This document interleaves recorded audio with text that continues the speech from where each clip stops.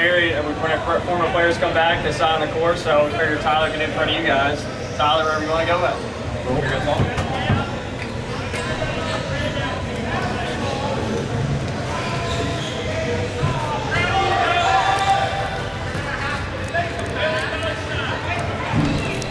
Tyler, guys, go up for questions for Tyler. Take one step forward if you don't mind. How's it been so far with the heat? It's been good. I was there for a couple of weeks, just getting work in and things like that. Getting the coaching staff, getting my place, so it's been good. Kind of blew up social media the other day with your pictures, talking about your Jeff Gordon shirt and kind of the outfit you had on.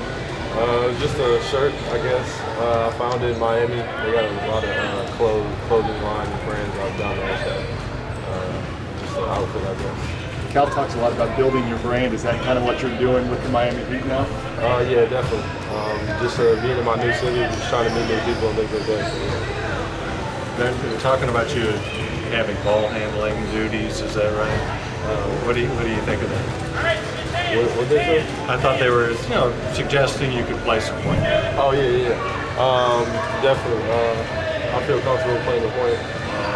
Off the ball, whatever it may be. So I'm just ready to come in and contribute whatever way possible. Tyler, what's the biggest difference between college ball and already your first taste of pro ball? Honestly, summer league was really similar to college just because it was all college players.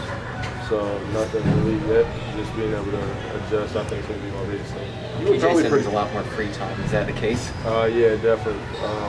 In college, there's tutors, class, and just having to do different things for the team and things like that. But pro level is really just working out in the morning, and then the rest of the day you got free. So you were probably pretty confident in your game before the summer league, but after the way you played in the summer league, how much more confident are you in yourself and your game?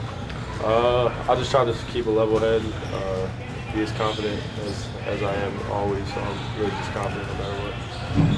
There was some chatter before the draft about your wingspan being shorter than your height. What did you make of that? You still got to put the ball through the basket. You still got to play defense if you got long arms or not. So long arms don't really have anything to do with me. How much has that come up with the Heat people? They obviously didn't care too much if they took me at 13. So if they with my arms. Have you had conversations with Bam, and if so, what have those been like? Yeah, I talk to Bam all the time. I was with him the other day. When I got drafted, he told me to just be ready to work hard. It's much like Kentucky. The culture for the Heat is just, they really get after it and work hard and make sure players are developing every day. So, Bam's a great guy. I'm definitely going to be looking up to him. People were whispering trade rumors there for a little while when the whole Russell Westbrook thing was happening and your name was in that. How much did you pay attention to that, or did they give you some sort of assurance that you're our guy, you're not going anywhere? I was a little worried at first. My agent had talked to the front office for the Heat, and they said I was good. So as of now, I'm good. Have you met Pat Riley? I wonder how do you strike you? Yeah, I met him when I was in Miami, obviously. He's a great guy, obviously a former Kentucky guy.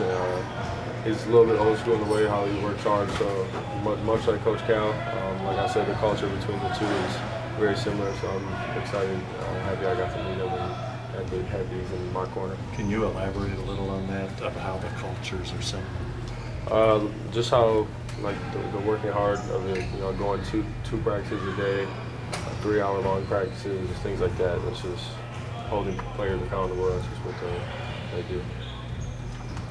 What's taking the most getting used to? Probably just the free time. Like I said before, having all the free time after workouts and things like that. For the rest of the day, just having to figure out what you're going to do when basketball's out there.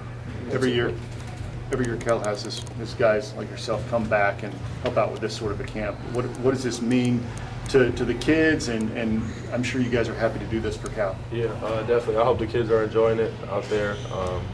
I'm just really happy to be back. If couldn't come back for a second year, but this is just, I love this place. Be able to come here and see my former teammates and then the players that are still here from last year is just really good time. What's it been like watching some of your former Kentucky teammates going through the same thing you're going through right now? Yeah, it's crazy because I remember I was in doing the same exact thing 1 year ago. So it's crazy how everything works out. So you know, next year they'll be doing the same thing that we're doing. So it's kind of crazy how everything works. How I wonder if you've played against any of the incoming freshmen or Yeah, guys. we played yesterday. Yeah, what sense do you have of some of those guys? Yeah, I think they'll be ready, definitely. It's a long year, so I can assure you that there's going to be growing pains just like there was with us. And so, I mean, I think they'll be ready come February. That's really when you got to start playing your best. Speaking of growing pains, I think I immediately thought of the Duke game. Yeah, me too.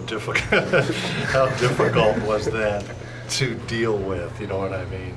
It was definitely hard coming in with all the hype that we had, and then to lose by 40, it kind of brought us back down to earth.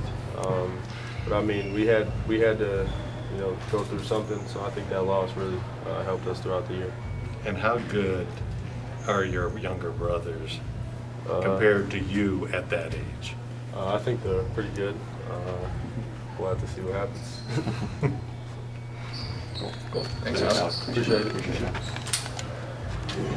Guys, they're gonna do a Q&A thing in here.